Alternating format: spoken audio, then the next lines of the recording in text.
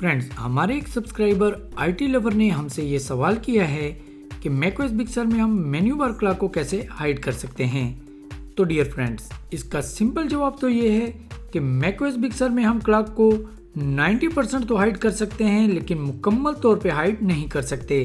और उसकी सबसे बड़ी वजह यह है कि मैकओएस बिग sur की मेन्यू बार क्लॉक सिर्फ क्लॉक ही नहीं बल्कि आपके नोटिफिकेशन सेंटर का शॉर्टकट भी है, और आप किसी भी वक्त इस पे क्लिक करके अपने नोटिफिकेशन सेंटर को एक्टिवेट कर सकते हैं।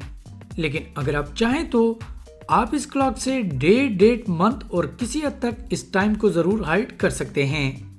उसके लिए आप अपने सिस्टम प्रेफरेंसेस में जाएं और डॉक एंड मेन्यू बार पे क्लिक कर दें।